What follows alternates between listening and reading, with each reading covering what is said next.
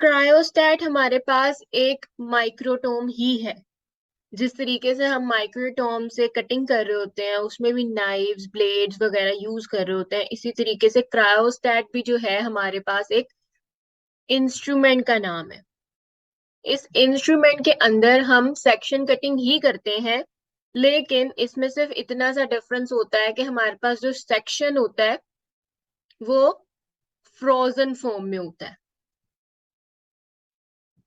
बाज दफा हमारे पास बहुत सी ऐसी सिचुएशंस आती हैं जस्ट लाइक योर इम्यूनोहिस्टोकेमिस्ट्री, जहां पे अगर आप इम्यूनोहिस्टोकेमिस्ट्री में आप लोगों को जब एंटीजन को विजुअलाइज करना है, और उस एंटीजन को विजुअलाइज करने के लिए अगर आप उसको फिक्सेशन से गुजार रहे हो या उसको हीटिंग से गुजार रहे हो, पहले आप उसको फिक्स कर रहे हो, बाद में आप उसको अनमास्क करने के लिए हीट कर रहे हो, तो मसला हमारे पास क्या आता है कि हमारे पास एंटीजेंस जो है ना वो डिस्ट्रॉय हो जाते हैं।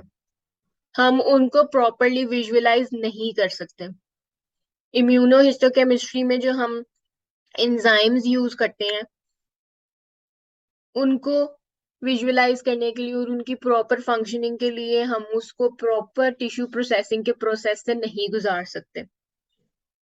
अब हमारे पास एक पेशेंट है जिसका ऑपरेशन चल रहा है, जस्ट लाइक कोई ऐसा पेशेंट जिसमें हमारे पास मेलिग्नेंसी है, उसको किसी चीज का कैंसर है।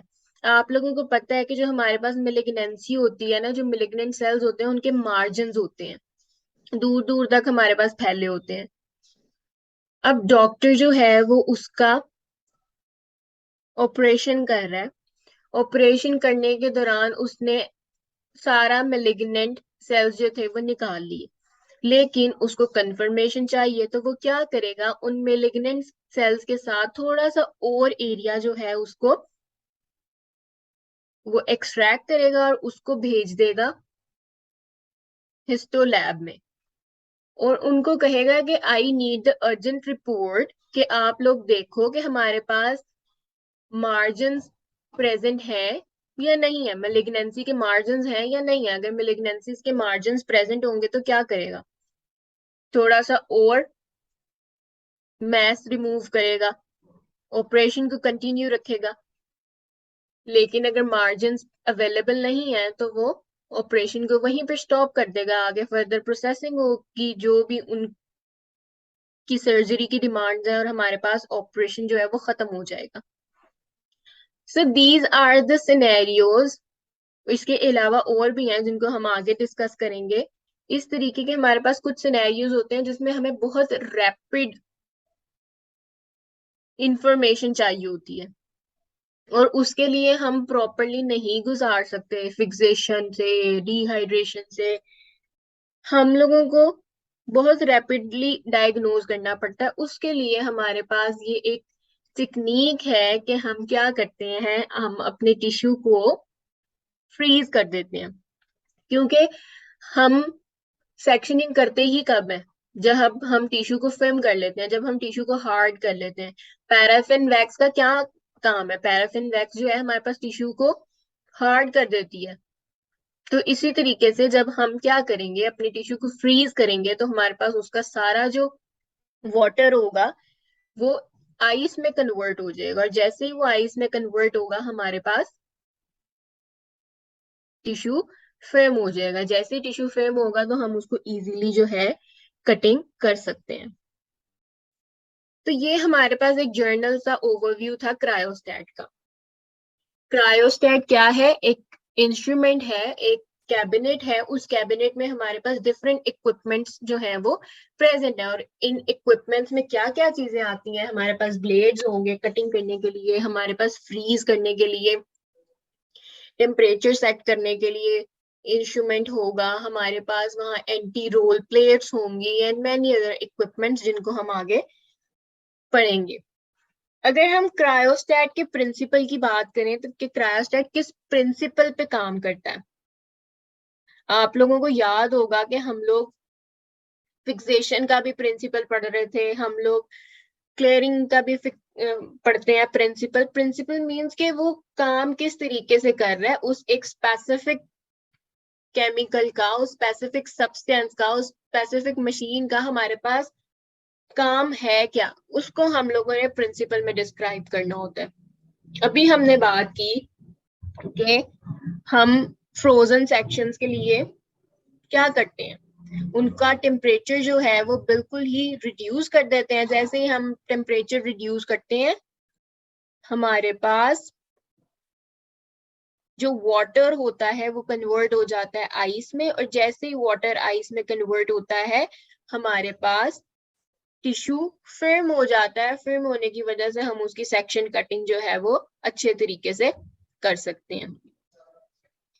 आप लोगों को क्रायोस्टैट में से क्लिनिकल भी आ सकता है।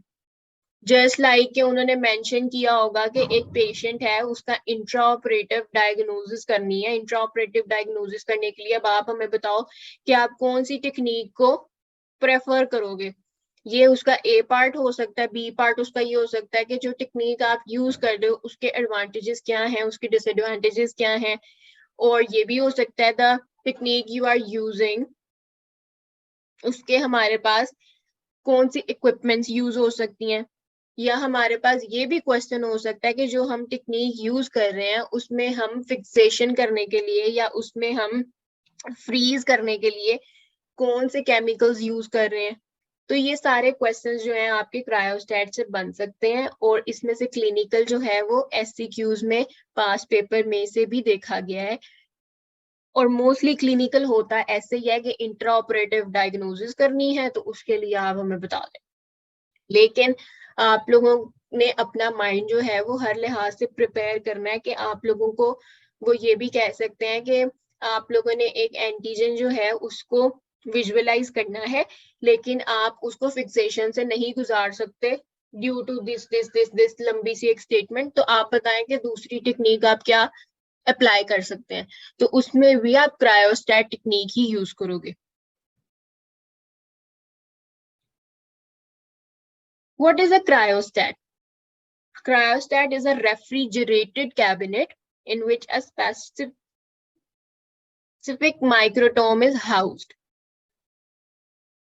To produce thin, high-quality frozen sections, the tissue must be properly frozen and embedded correctly.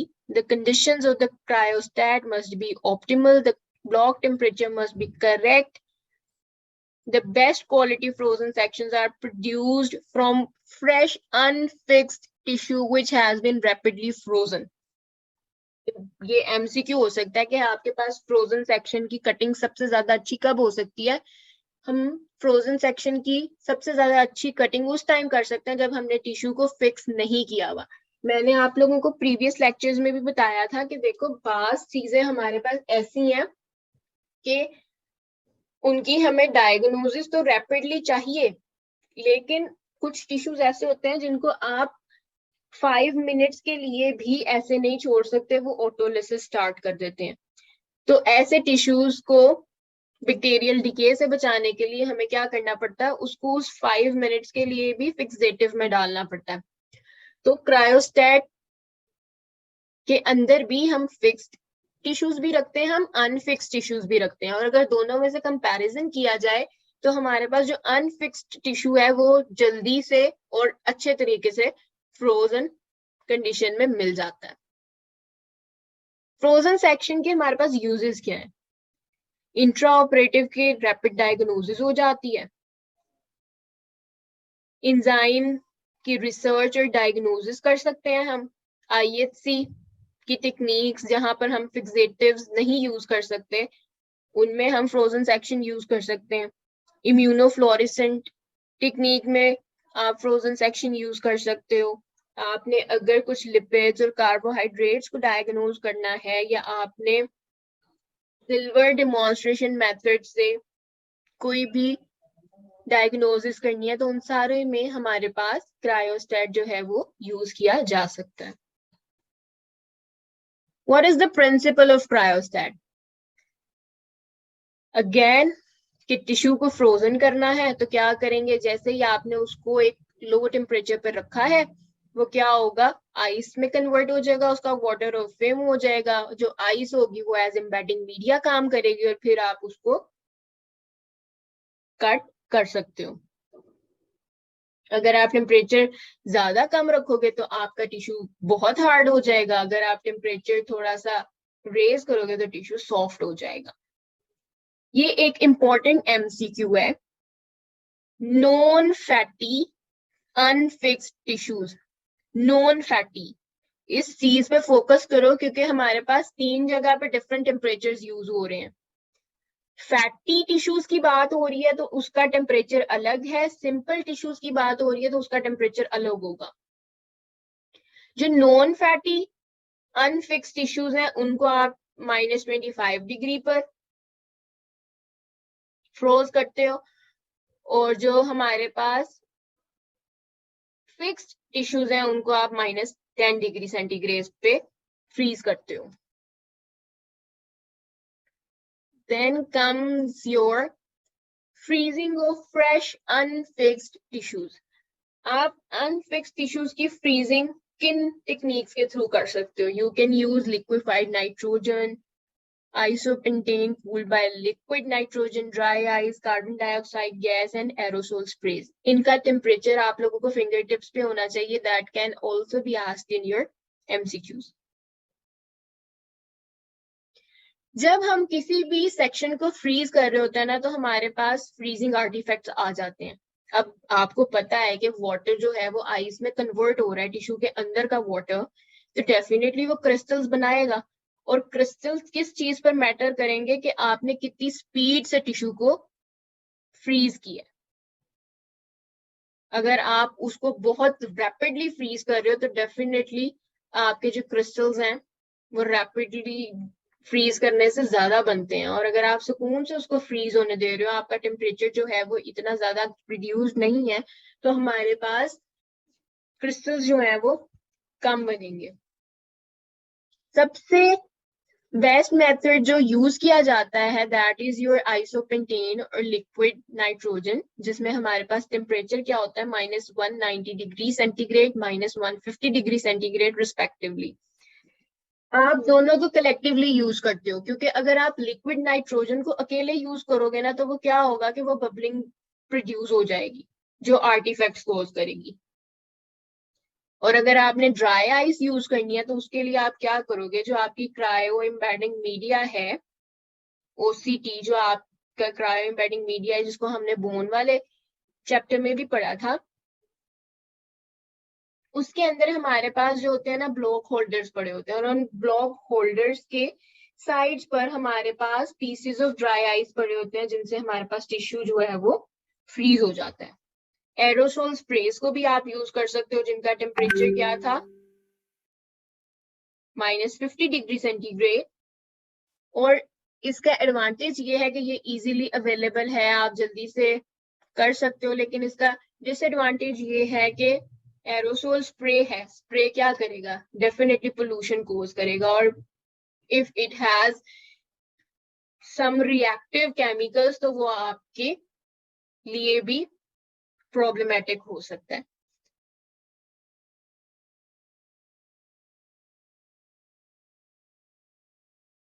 हम क्रायो एम्बेडिंग करते किस तरीके से हैं? हम गम सुक्रोज यूज करते हैं जिसका हमारे पास रिएजेंट्स जो हैं 2 ग्राम गम सुक्रोज या 2 ग्राम गम एकेशिया भी आप इसको कहते हो, और सुक्रोज जो है आप 60 ग्राम यूज करते हो.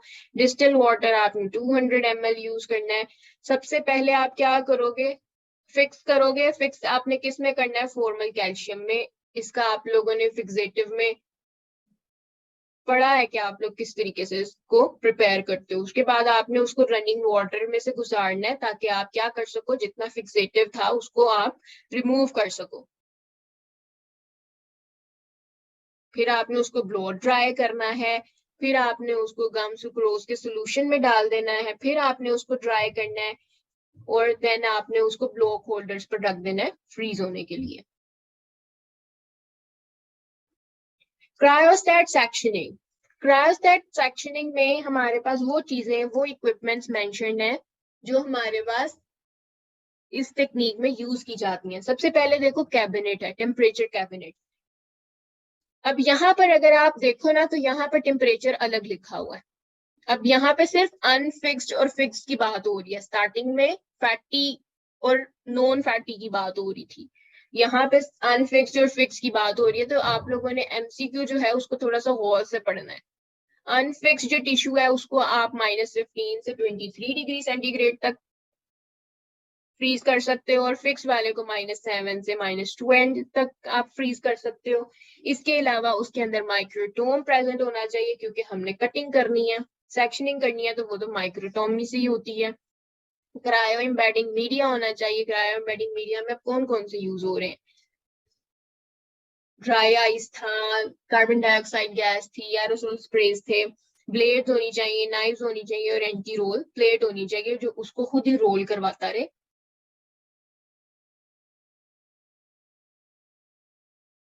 यहाँ से हमारे पास एक न्यू कॉन्सेप्ट स्टार्ट हो रहा है, अल्ट्रा क्रायोटोमी। अल्ट्रा आपको पता है कि हम यूज करते हैं जब हम बहुत एडवांस स्टेज पे कोई चीज कर रहे होते हैं।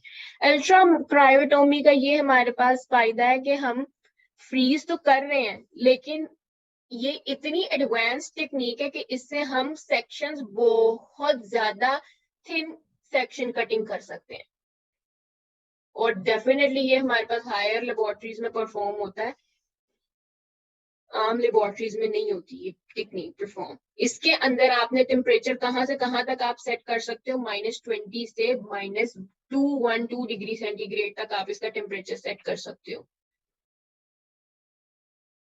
और एवरेज अगर आप देखो तो -180 डिग्री सेंटीग्रेड जो है हमारे पास इसका टेम्परेचर होता है। हमारे पास अल्ट्रा क्रायोटोमी के यूजेस क्या हैं?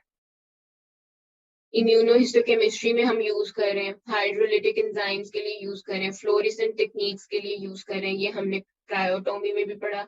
ऑटो रेडियोग्राफी, ऑटो फ्लोरेसेंट जो खुद फ्लोरेसेंस प्रोड्यूस करते हैं, म्यूको सब्सटेंसेस, म्यूकस वाले, स्कैनिंग इलेक्ट्रॉन माइक्रोस्कोप, आपको पता है इलेक्ट्रॉन माइक्रोस्कोप में अल्ट्रा थिनिंग ही प्रोवाइड होती है, फिर ही हम उसको देख सकते हैं। Then comes your proteins and formaldehyde induced fluorescence. Mostly यहाँ पर दो चीजें यूज हो रही हैं, फ्लोरेसेंस, इम्यूनोहिस्टोकेमिस्ट्री। जो इसकी एप्लीकेशंस हैं दो चीजों के अराउंड रिवॉल्व कर रही हैं, इम्यूनोहिस्टोकेमिस्ट्री एंड फ्लोरेसेंस। क्रायोटोमी की अगेन बात करते हैं, रैपिड डायग्नोसिस हो गई, उसके एडवांटेजेस हो गए। डिसएडवांटेजेस क्या होंगे? डिसएडवांटेजेस के हमारे पास जो क्रायोटोमी है ना, उससे सेक्शन जो है हमारे पास थिक प्रोड्यूस कर होता है। यहाँ पर हमारे पास इसके सेक्शन की लिखी हुई है थिकनेस, और आप लोग फिर पेपर में इसको गलत कर कर आओगे, आप लोग फिर इसको माइक्रो में लगाओगे, जबकि ये एमएम में होती है। अपनी बुक पे इसको अच्छे तरीके से मार्क कर लेना कि क्रायोस्टेट के जो सेक्शंस हैं वो हमारे पास 8 to 10 mm थिकनेस के होते हैं, और आप लोग जो है लाजमी तौर पर ये काम करोगे, ये तो बुक में लिखा ही नहीं हुआ, बुक में अवेलेबल ही नहीं है। और ये आप लोगों का अल्ट्रा माइक्रोटोमी के बाद सबसे लास्ट वाला टॉपिक है जिसको हम इग्नोर कर जाते हैं, लेकिन आपके पास इसमें इंपॉर्टेंट एमसीक्यूज लिखे हुए हैं, तो आप लोगों ने इसको एमसीक्यूज के लिहाज से प्रिपेयर करना है।